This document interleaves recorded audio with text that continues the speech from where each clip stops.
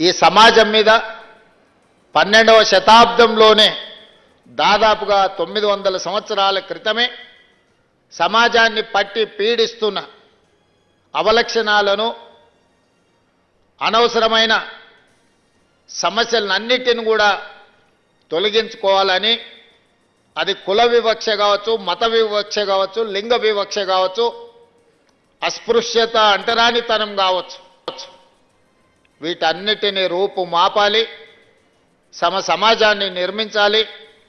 ఈ సమాజంలో మహిళలకు పురుషులకు సముచితమైన స్థానం ఉండాలి.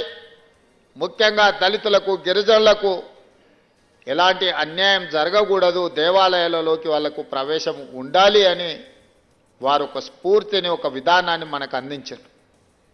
సమాజంలో ఉన్న సమస్యల్ని చర్చించడానికి పెద్దలు చెప్పినట్టుగా అనుభవ మఠాలను ఏర్పాటు చేసి అక్కడ స్థానికంగా ఉండే అంశాలను ప్రస్తావించి వాటిని పరిష్కరించడానికి బసవేశ్వరుడు ప్రయత్నం చేశారు.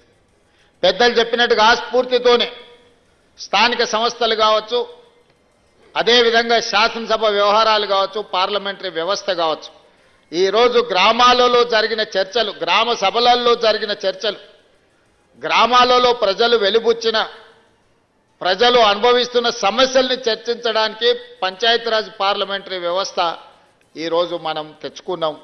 దానికి స్ఫూర్తి బసవేశ్వరుడే అని చెప్పి ఈరోజు మనం స్మరించుకోవాల్సిన అవసరం ఉన్నది. 12వ శతాబ్దంలో బసవేశ్వరుడు కావచ్చు, లేదా జ్యోతిరావు పూలే కావచ్చు, లేదా డాక్టర్ బాబాసాహెబ్ అంబేద్కర్ గారు కావచ్చు, లేదా మహాత్మా గాంధీ గారి సిద్ధాంతం కావచ్చు, ఇవన్నీ కూడా సమాజంలో సమూలమైన మార్పులు వచ్చి ప్రతి మనిషికి సమానమైన హక్కులు కల్పించాలి, ప్రతి మనిషి గౌరవంగా బ్రతకాలి. ఆ గౌరవంగా బ్రతకడానికి అవసరమైన ప్రణాళికలు ప్రభుత్వాలు చేయాలి. ప్రజలు ఎన్నుకున్న ప్రభుత్వం విధానపరమైన నిర్ణయాలు తీసుకొని పరిపాలనతో ముందుకు వెళ్తుంటే అందులో ఉన్న సమస్యల్ని, లోటుపాట్లను విశ్లేషించి విశదీకరించి ప్రభుత్వానికి అవసరమైన సలహాలు సూచనలు ఇచ్చి, ఒకవేళ ప్రతిపక్షాలు ఇచ్చిన సలహాలు సూచనల్ని పాటించకపోతే ఆ ప్రభుత్వానికి వ్యతిరేకంగా నిరసన కార్యక్రమాలు తెలపడానికి, అవసరమైతే రాస్తారోకోలు చేయడానికి, అవసరమైతే ధర్నాలు చేసి ఆమరణ నిరాహార దీక్ష వరకైనా వెళ్ళి ప్రభుత్వం చేస్తున్న తప్పిదాలను సరిదిద్ది ప్రజలకు ఒక సుపరిపాలన అందించడానికి ప్రతిపక్ష పార్లమెంటరీ వ్యవస్థను మనం ఏర్పాటు చేసుకున్నాం.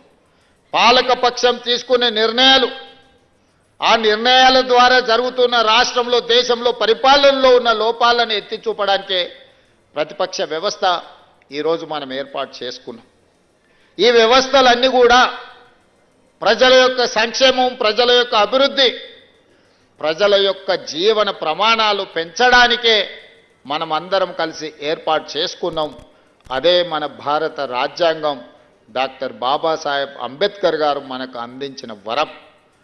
ఆ డాక్టర్ బాబాసాహెబ్ అంబేద్కర్ గారు అందించిన వరమే ఈ ప్రజాస్వామ్య పార్లమెంటరీ వ్యవస్థ, ఈ శాసనసభలు.